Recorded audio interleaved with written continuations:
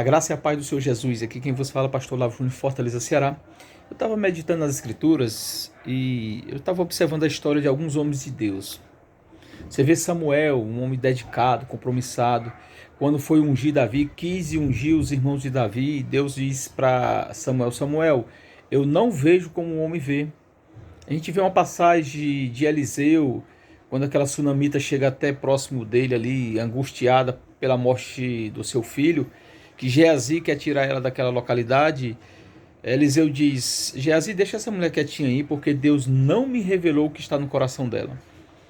E eu presto atenção que a gente somos falhos, cheios de defeito.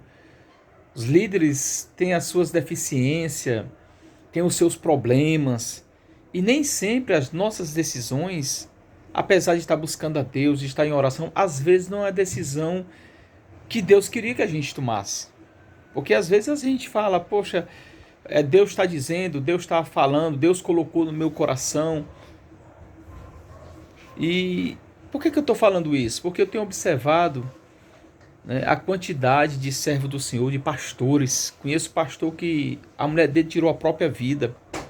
Conheço a história de outro pastor que ele ficou muito decepcionado com o que estava acontecendo na sua casa, porque a sua própria filha tentou o suicídio.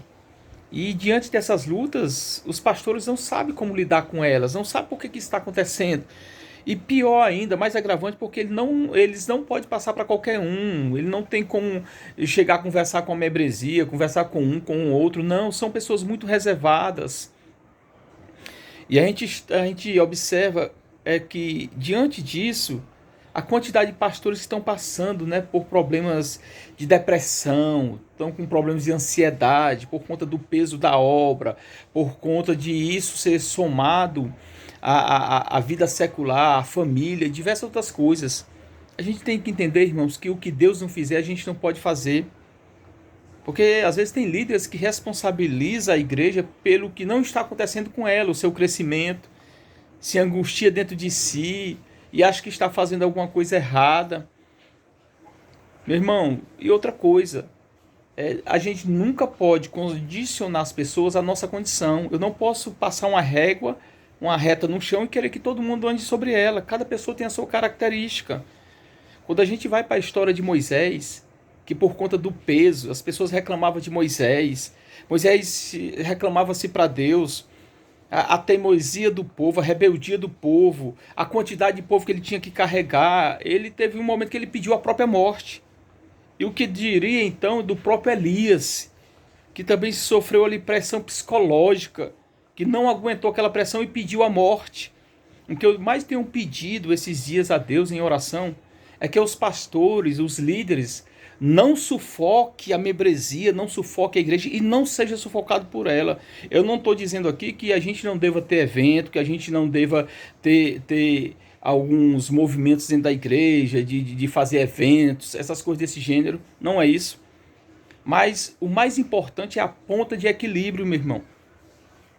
Por quê? Porque eu costumo dizer que a única diferença do veneno para o remédio é a dosagem. Quando Cristo chegou para os líderes fariseus, ele mesmo disse assim: ó, vocês colocam a carga pesada nos outros que nem vocês conseguem carregar. A gente vai observar isso. Urias, aquela história de Urias, que ele veio lá, ficou lá no palácio de Davi, não foi visitar a sua esposa, porque ele achava que o que estava fazendo era o viável, era o certo, era o correto. Preferiu ficar ali vigiando Davi, achando que a guerra que ele estava guerreando era a guerra de Deus, e simplesmente esqueceu de dar abrigo à sua casa.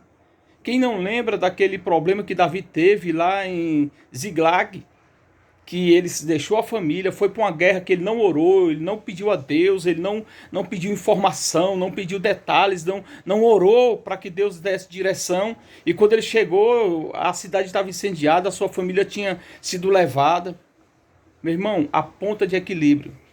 Nós temos que tentar fazer com que a gente venha suprir a demanda da nossa vida com equilíbrio. Nós temos uma vida secular, nós temos uma vida familiar. As escrituras diz que os casados cuidem das coisas de casa.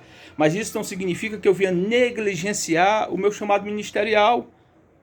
O importante é que dentro desse contexto eu venha suprir as necessidades da minha casa, da minha família, suprir a minha necessidade ministerial, de buscar a Deus, de servir ao reino, tentar manter esse equilíbrio, porque é por isso que muitos pastores hoje estão do jeito que estão, sem encontrar solução para o seu problema. Mas que nós possamos orar a Deus e pedir uma direção do Altíssimo, em nome de Jesus. Um forte abraço, que Deus lhe abençoe. Amém.